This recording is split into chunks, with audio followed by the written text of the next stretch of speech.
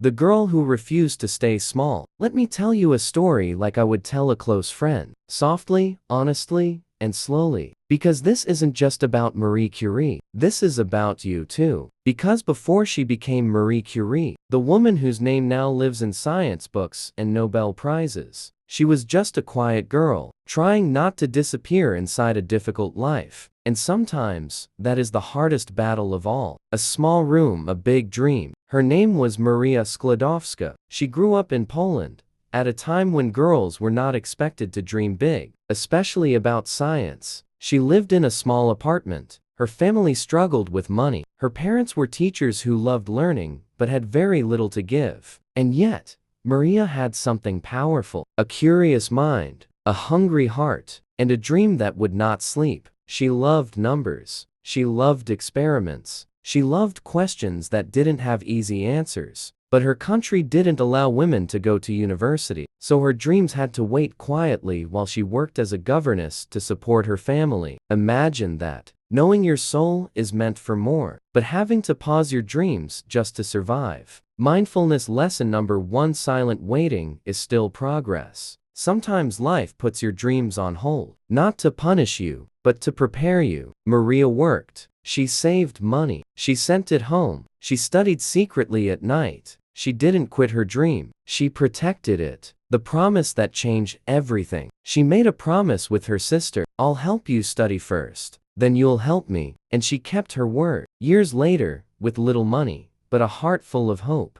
Maria packed her bag and moved to Paris. She was cold. She was hungry. She was lonely. But she was finally free to learn. She changed her name to Marie. And slowly, quietly, her destiny began to move. The power of small steps. She walked miles to attend classes. She studied in freezing rooms. She fainted from hunger once. But she did not quit. She believed something deep inside. This pain is temporary. This dream is permanent. A gentle pause for you. If you are in your waiting season, if you feel invisible, if your dreams feel delayed, this story is for you. And if this feels like it's speaking to your heart, stay with me. Subscribe because your dream deserves encouragement too. Let me continue this story the same way you would continue a late-night conversation with a close friend.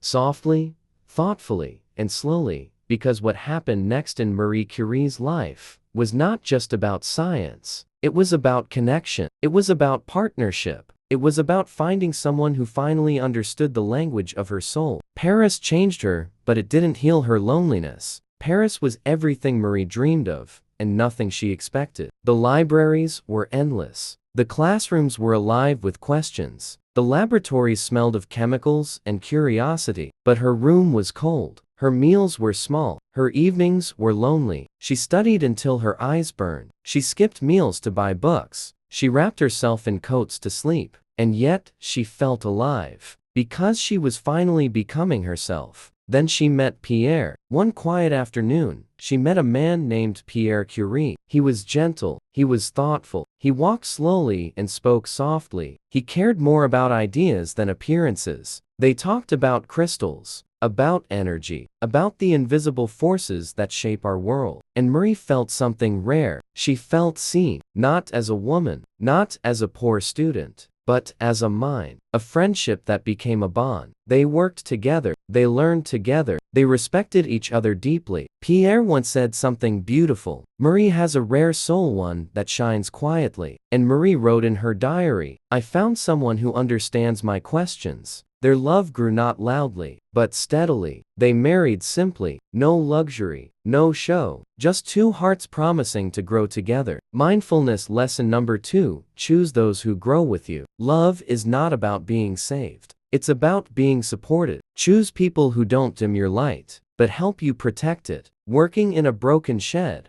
changing the world. Their laboratory was not beautiful. It was an old shed, cold, leaking, dusty. But inside that broken place, they began to discover invisible forces inside matter. They studied uranium. They questioned radiation. They kept digging deeper into what others overlooked. And one day, they found something new, something unseen, something powerful. They named it polonium after Marie's homeland. Then they discovered another even stronger, radium. The light they didn't know would hurt them. Radium glowed softly in the dark. It looked magical. They carried it in their pockets. They kept it on their desks. They admired its glow at night. They did not yet know that this beautiful light was slowly harming their bodies. But still, they kept working, not for money, not for fame, but for knowledge. The Nobel Prize. In 1903, Marie and Pierre were awarded the Nobel Prize. Marie became the first woman to ever receive it. She stood quietly, humbly, still wearing simple clothes. The world applauded, but she was already thinking about what more she could discover, a soft truth. Marie did not chase recognition, she chased understanding. And because of that, history chased her. Gentle pause. If you feel like you're working in silence, if your efforts feel invisible, remember, silent work builds loud futures. And if this story feels like it's touching your heart, subscribe because your journey deserves stories that remind you of your power. Let me slow down here, because what happened next in Marie Curie's life was not about science. It was about survival. It was about heartbreak. And it was about the quiet courage that only shows up when life takes something precious away. The day everything changed. One ordinary afternoon, Pierre Curie went out to cross a street. It was raining, the roads were muddy, and in one tragic moment, a horse-drawn carriage struck him. Pierre died instantly. Marie was not there. She did not get to say goodbye. She did not get to hold his hand. One moment, she had a partner. The next, she had silence. And her world collapsed. Grief has no language. She wrote in her diary, "I have lost the person who was my everything." The laboratory felt empty. The nights were endless. Her heart felt heavy. She did not cry publicly. She did not ask for sympathy. She kept working, not because she was strong, but because work was the only place she could breathe. Mindfulness lesson number 3. Sometimes work is your healing. Healing does not always look like rest. Sometimes healing looks like continuing. Sometimes it looks like purpose. Sometimes it looks like choosing to move even when your heart is broken. She took his place and made history. Marie accepted Pierre's teaching position at the university. She became the first woman professor in the history of the Sorbonne. She stood alone in front of classrooms, strong, quiet, focused, teaching science, while carrying grief in her chest. She did not stop discovering. Marie continued their research. She refined radium. She studied radiation more deeply. She did what many believed was impossible on her own, and she kept discovering. The second Nobel Prize. In 1911, she received another Nobel Prize. This time alone, she became the only person in history to win Nobel Prizes in 2 different sciences. Not because she chased titles, but because she never stopped asking questions. And still, she stayed simple. No luxury, no pride, no noise, just quiet work, just quiet purpose. Gentle pause. If your heart is heavy, if you are walking through loss, know this: your pain does not cancel your purpose. And if this story is touching your heart, subscribe because your healing deserves gentle reminders.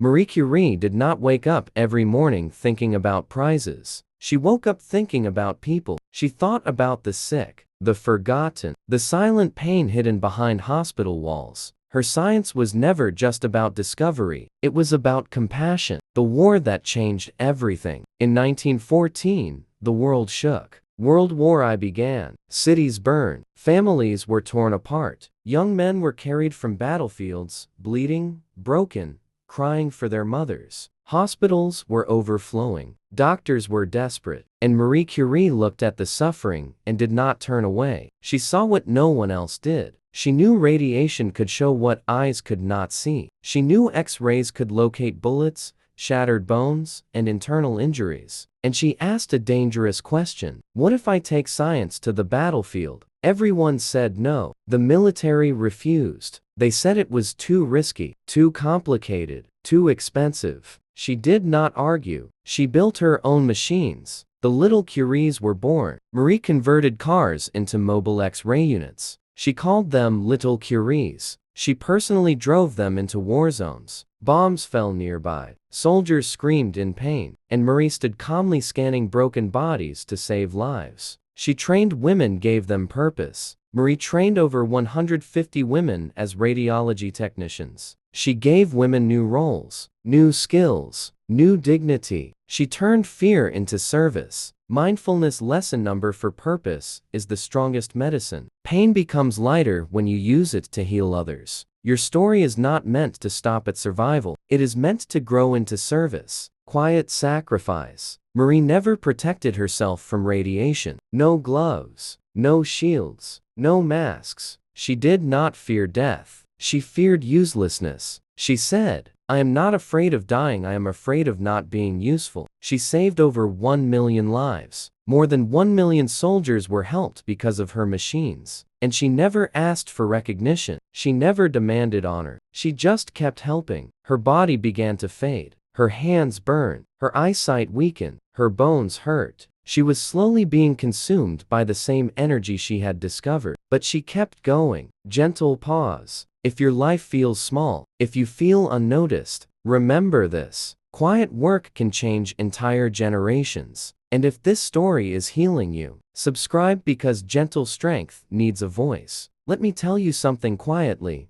as if I'm sitting next to you. Marie Curie did not live a long life, but she lived a meaningful one. And meaning lives time. The body that paid the price of light. For years, Marie worked with radioactive elements with bare hands. She kept glowing tubes in her pockets. She breathed invisible particles. She admired the beauty of what she was discovering, never knowing it was slowly destroying her body. Her fingers burned, her vision faded, her bones weakened, but she never complained. She only said, "I do not regret." The final years, she became tired. Walking became slower. Her hands shook. Her body was fragile, but her mind was still alive, still curious, still gentle, still hopeful. She continued to write, to teach, to encourage young scientists, especially women. She passed quietly. Marie Curie passed away in 1934, not in fame, not in noise, in quiet dignity, and the cause of her death was radiation exposure. The same energy she gave to the world. Mindfulness lesson number 5: your light matters, even if it burns. Some people shine so brightly, they forget to protect themselves. So remember, serve the world, but also protect your soul. Rest is not weakness, it is wisdom. Her legacy still lives. Her discoveries are used today in cancer treatment, medical imaging, energy research, life-saving technologies. Her work still saves lives.